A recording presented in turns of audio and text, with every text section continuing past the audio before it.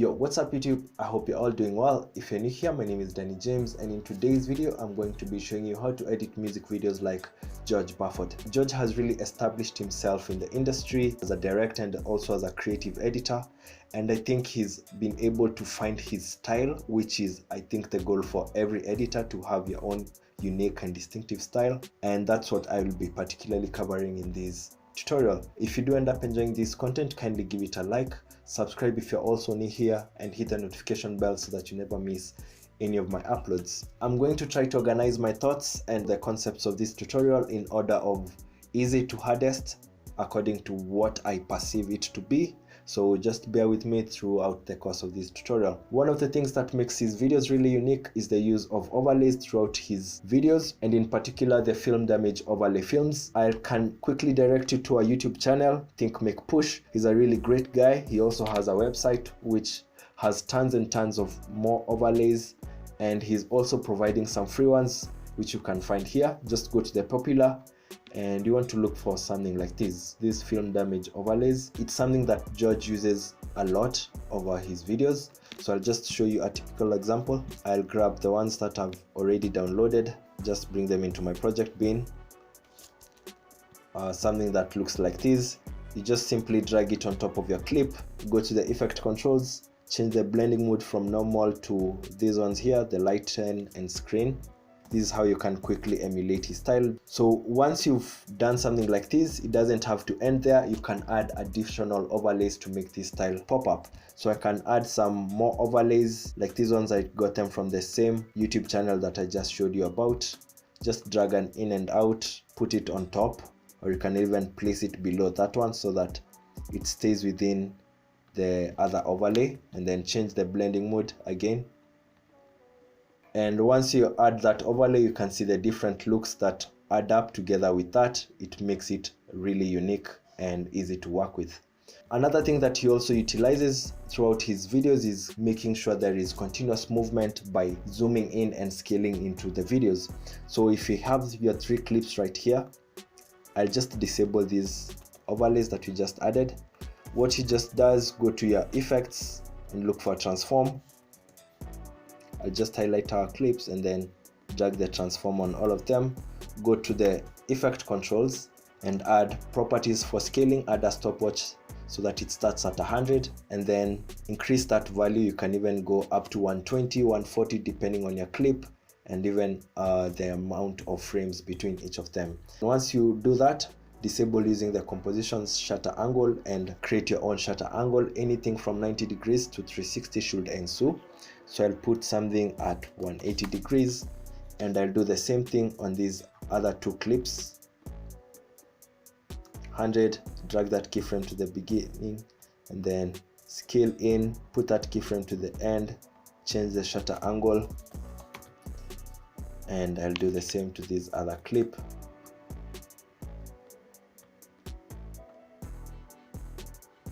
Yeah, and then change the shutter angle just as I mentioned earlier. That way he's able to create consistent movement throughout his sequence. So I'm not saying that you do this for all your clips inside your timeline. I'm just saying you can apply these on different parts of the video. Yeah, you can see that you are consistently moving towards the frame, and if you are able to add that up with the overlays that we just added, you can see that you're able to completely emulate and create movement throughout. The other thing that I've seen from most of his videos is the falling money animations. You can see from the video with Ice Spice, he has some money coming down and draining. He's also done a video with Melvoni, Chrome 2, really dope song, and also on his video with Shaek. It's one of the most significant styles that you can notice, but he also does this differently. The first thing would be to find these money overlays. I'll quickly show you how I got them. Quickly go to YouTube and search for money falling, green screen, black screen background. I'll link down this video specifically in the description box so that you don't have to scroll through different videos, but this is a clip that I found that will closely resemble what he does to his videos. So you can see these are $100 bills pouring down. Once you've downloaded that video, just bring it onto your project bin and then get an in and out and drag it on top of your video. I'll get a color key and remove the black. Just go to your effects and look for a key. It should be under color key. Just drag it on that overlay and then key out the black, and then you should have something like this. You can play around with the tolerance to see how much of it remains, but it doesn't end there. He does a little more to do to make this animation look better. First of all, go to your scaling, specifically with this overlay, just zoom it in. I'll zoom in as far as 350 so that it's not so many dollar notes that are moving around the frame. So it should look something like this. Some money is pouring down, but then what makes his style unique is that he goes on the extra step, go for the Lumetri colors, and then desaturate this clip, the one which has the money. Turn the saturation down so that it's almost black and white. You can toy around with the shadows and the contrast and the exposure. You have a lot of room to play with this. Once you've changed those parameters, the Lumetri and the color key, you can see it looks really good. So one more thing that you can do with this overlay is that you can adjust the speed with which the money pours. By going to your rate stretch tool, you can hit R and then reduce the time here. You can alternatively right click and go to speed and duration, and then you can change the speed manually. Once you do that, you can come back to your selection tool and adjust so that it fits your entire clip. One more thing that he also does to his money falling effects is that he rotoscopes the subject and then places some of the overlays behind the subject, and then he'll put some of the money overlays in front of the subject, and then he'll blur it out, add a directional blur or a Gaussian blur. That way it looks like it's a foreground effect and others are in the background. So that's quite easy. And then the next thing that I've also seen from most of his videos is his ability to add gunshots effects to the videos. I could easily reference Ice Spice Munch video, most of Sha-X music videos, and also the video he did with Melvoni. They look really dope. I have a tutorial on these, but I'll quickly show you how to do this. The first thing that you want to do to add the muzzle flashes, just go to productioncrate.com. You might have to create a free account to download these muzzle flashes. Go to your VFX and look for muzzle flashes right here. You can go for the single shot and handguns or these ones. I'll just open two tabs. Under the automatic and multi-point muzzle flashes, the ones that have this gold diamond star, those are for pro members. So you want to scroll down to these other ones. So I'll download about 2 of them, and then I'll download one more. I also have a separate tutorial which covers these in detail, so I'll just show you on a surface level. And then I'll download this one with a 3-star. I also have a full tutorial on these on my channel. I link this down below so that you can watch it from start to end. I explain thoroughly everything that you need to do with gun muzzle flashes. So I'll take what we've downloaded and bring them into my project bin. Then I'll go for this clip right here where Spice is throwing her hands like this, and then that's where you want to put your flashes at, something like that. Yeah. And then you want to loop this again, so just cut that part and then hold Alt while dragging to duplicate so that you can add it on another area like here. You can also go to your effect controls and switch the sides. You can scale it down, up like that, so that it looks something like this. One more thing that you can do to your flashes is that you can get an adjustment layer like this. So I'll drag an adjustment layer, put it on top of these clips. I'll cut that, and then I'll look for my Lumetri. I'll just go to window, hit Lumetri tab, and then I will increase my exposure up. I can also brighten the highlights like that. Then what you do with that, go to your effect controls, go to your basic corrections, find the exposure and the highlights. If those are the values that you changed, add that keyframe, and then once the gunshots are in, that's where you want to make sure that the keyframes are on. So right where this flash begins, that's where the values will be on max, and then right before that we'll make sure to reset these values to 0. And then once the flashes go in, go to the next frame and then find those keyframes, reset them so that they go back, so that this area will have that flash. I'll do again on this other end, add keyframes, and in this time we are going to copy the keyframes that were right before, the ones which had the highest value. And right before that keyframe, I'll ensure that these keyframes that are at default 0 are also here, so that the brightness happens only when the flash comes in. So that's one of the things that I found in Buford's music videos, which was really enlightening. The last step will be adding a sound effects for this so that it's more realistic. So I link down again on the description box some popular sound effects that you can find for the guns. You can just search them on YouTube. I'll pick an in and out and then put that sound effects right below here. I'll expand these areas so that you can see. So the gunshot comes right here, and then you want to line it up properly. And since you also have 2 gunshots, I can duplicate this clip and move this other one right here. I'll just underlay some part of this music video so that you can see what it feels like. I'll play everything together. So we just want to do the same thing, reduce the volume on these clips, and that way it should look good. I'll reduce the wave and the audio gain so that it's not interrupting. And now I'll play it from the top. Yeah, it can be as subtle as that, or it can also have lots of volume to it depending on your music. Yeah, just make it subtle enough so that it doesn't interrupt the ear and the visuals of whoever is watching a video. Okay, next up would be the use of whip slides. Buford likes using these from most of his videos. I'm just playing them on the screen, and you can see this is a clip from Spice. Here's another clip from Shaek. Yeah, you can see he keeps on using these whip slides throughout, and it's also on Melvoni's music video. So I'm going to show you how to do something like this. To do this, just find the clip on your timeline that you want to add a whip slide. First of all, try duplicating that clip, because sometimes you might have errors going forward and you might want to still use the clip. So on the clip that is right above, right click and replace with an After Effects composition.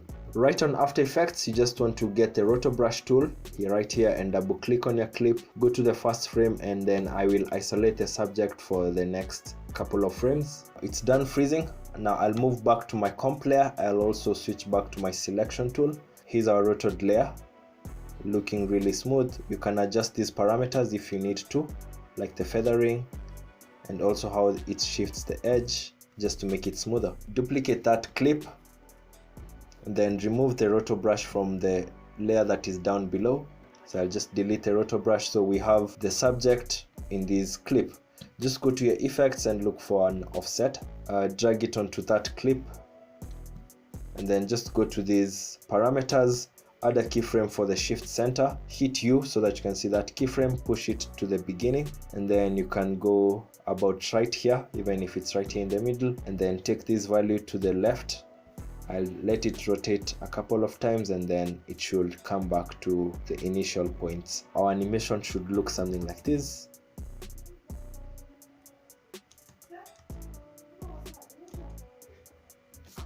This looks kinda slow. You can either drag your keyframes closer together, or I'll bump up this value. I'll go to about 8,000, and then I'll try to set it back to the mid points of the initial state. Put those keyframes to easy ease and let's preview if this looks good. I really love how it looks, but I think we can make it look better. Just go to your effects and look for radial blur. CC radial blur, just drop it on that rotoed layer. Change the type to fading zoom. Increase the amount like that. And you can see it starts having that blurry effect that Buford has on most of his videos. So you can keyframe the amount, hit U so that you can see that keyframe. Make sure the maximum is at the middle. At the initial point, set it to 0. Put that keyframe to the beginning so that it starts getting blurry like this, and then make sure it resets back to 0 on this other end of the spectrum. You can easy ease these keyframes and play around with these and see what it looks like. Yeah, so that's one of the signature moves from Buford's music videos. I'll go to the middle, and in increase the blurriness up to 30 so that it's a bit more intense, and let me play it back for the last time. Yeah, that looks really dope.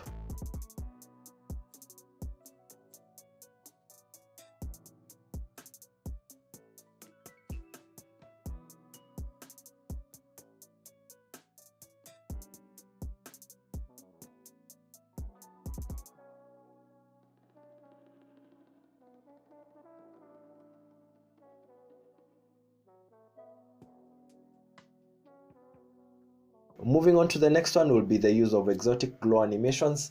He's able to highlight on specific object, whether that's the hand, and then he'll add a strobe and a glow on it, and he might also use that to transition on to the next video. Like here, he did that on most of his videos. So I'll show you how to do that quickly on After Effects. I'll drag these 4 clips and replace them with an AE comp. I'll start by showing you how to do the exotic selective glow on the hand, which also strobes throughout the sequence. So I'll do that on this first clip right here. I'll go to the first frame so that we can begin tracking his hand. Make sure to have the rotor brush. Let's start following the hand, and then I'll keep on going frame by frame for this part. Okay, I'll switch back to my selection tool, go back to my comp layer, and then you can see the selection of the hand.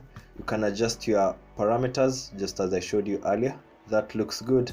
Now duplicate that layer, Control D, delete the rotor brush from the layer that is underneath. On the rotored layer, just go to your effects and look for a strobe light, add it there. How it works, if you put your duration on 0.2 or 0.1, just for this example, put the period at 0.2. So you should see something that looks like this. So it should animate like that.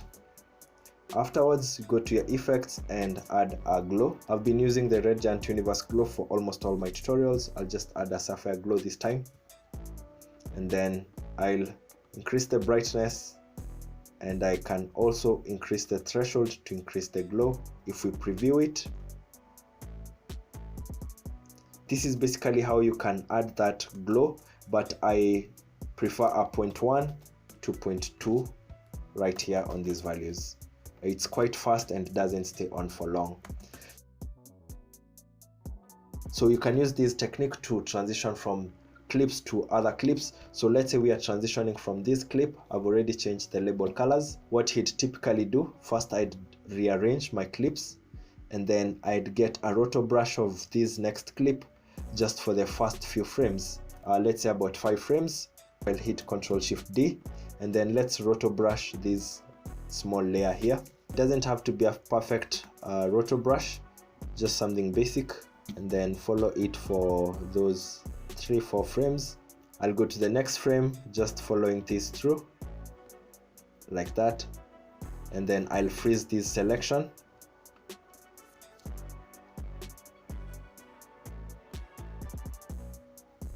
After you've frozen that frame, you can go back to your comp, and then that's the small rotored layer.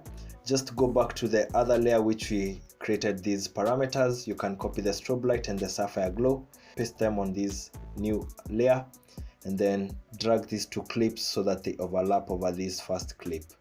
So you can see it already starts strobing. I'll change the operator, maybe put 0.05 and then put a 0.1 right here, so that it's a bit more fast.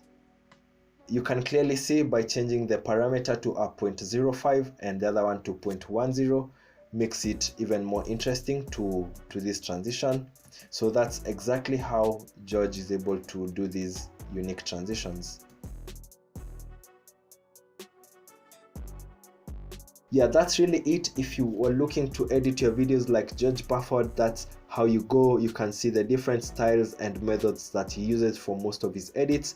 I also wanted to share with you how to do the crumpled paper texture, but it will be a bit lengthy, and I value your time, and I also appreciate you for watching this video so far.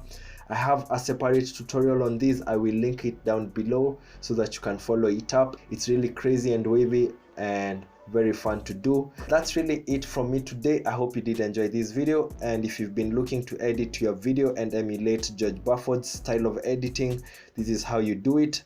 Just use this as a reference guide, not to copy paste his style but to create your own, and use this as a guide to be a better director and video editor for your music video edits. Feel free to check out my digital store at dannyjames.co. I have preset packs and lights that you might find useful for your music video editing projects. You can also show your support by giving this video a like and subscribe if you're watching me for the first time, so that you never miss out on amazing content like this. My name is Danny James. See you in the next tutorial. Peace.